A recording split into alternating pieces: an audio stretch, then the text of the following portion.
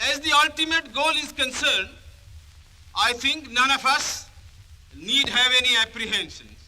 None of us need have any doubt. But my fear, which I must express clearly, is this. Our difficulty, as I said, is not about the ultimate future. Our difficulty is how to make the heterogeneous mass that we have today take a decision in common and march in a cooperative way on that road which is bound to lead us to unity. Our difficulty is not with regard to the ultimate. Our difficulty is with regard to the beginning. Mr. Chairman, therefore, I should have thought that in order to make a start, in order to induce every party, every section in this country, it would be the act of greatest statesmanship for the majority party even to make a concession to the prejudices of people who are not prepared to march together. And it is for that I propose to make this appeal. Let us leave aside slogans. Let us leave aside words which frighten people. Let us even make concession to the prejudices of our opponents. Bring them in so that they may willingly join with us on marching upon that road, which, as I said, if we walk long enough, must necessarily lead us to unity.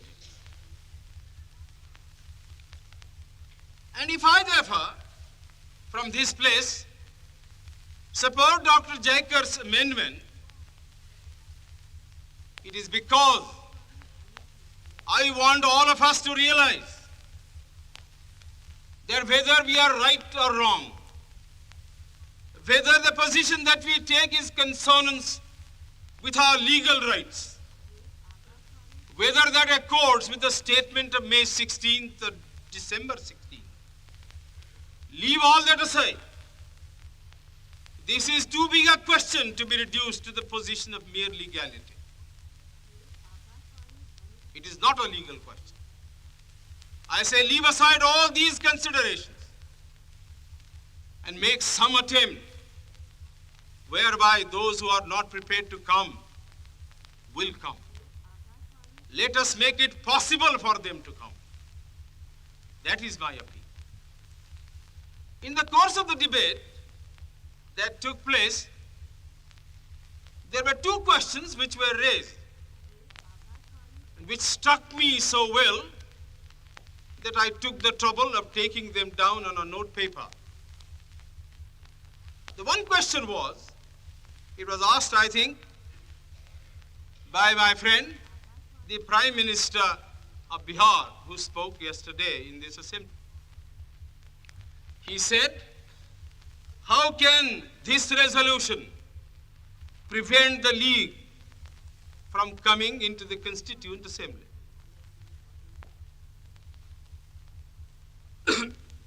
Today, my friend Dr. Shyam Prasad Mukherjee asked another question. Is this resolution inconsistent with the cabinet mission's proposal?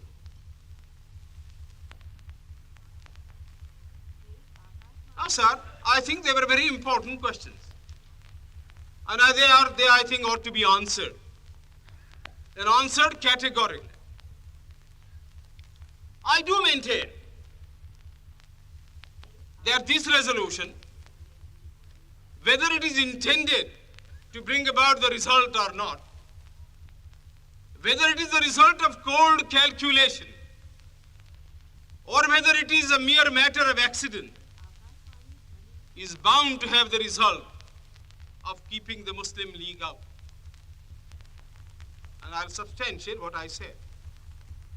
Sir, I invite your attention to paragraph 3 in the resolution, which I think is very significant and very important. Paragraph 3 envisages the future constitution of India. I do not know what is the intention of the mover of the resolution, but I take it that it is a sort of, after this resolution is passed, it will act as a sort of a directive to the Constituent Assembly to frame the Constitution in terms of paragraph 3 of the resolution.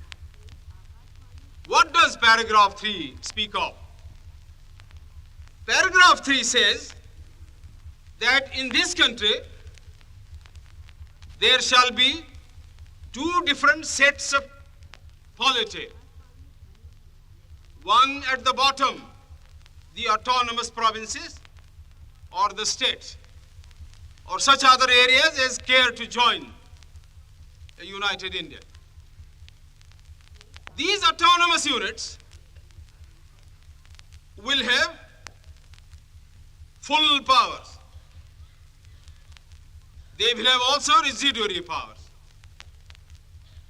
At the top and over the provincial units, there will be a union government having certain subjects for legislation, for execution, and for administration.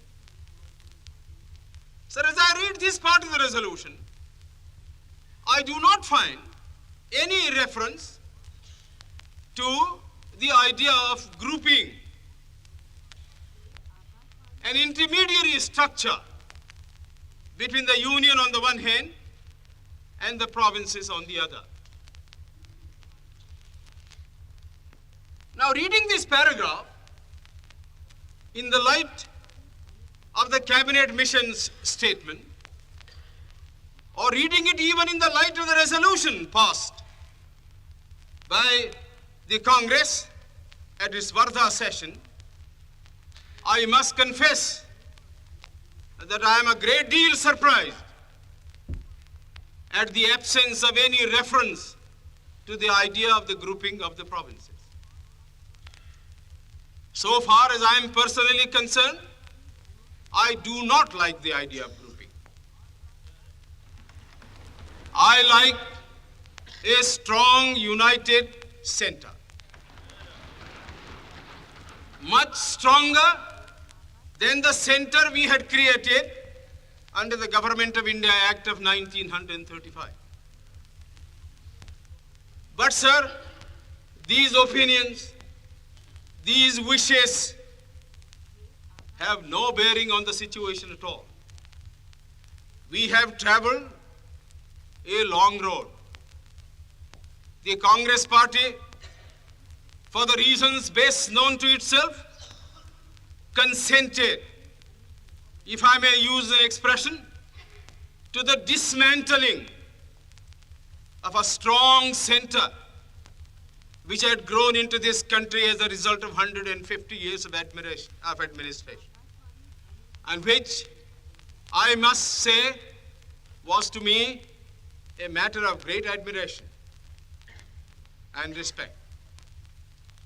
But having given up that position, having said that we do not want a strong center, and having accepted that there must be or should be an intermediate polity, a sub-federation between the union government and the provinces, I like to know why there is no reference in paragraph 3 to the idea of grouping. I quite understand that the Congress party, the Muslim League, and His Majesty's government is not ad idem on the interpretation of that particular idea about grouping.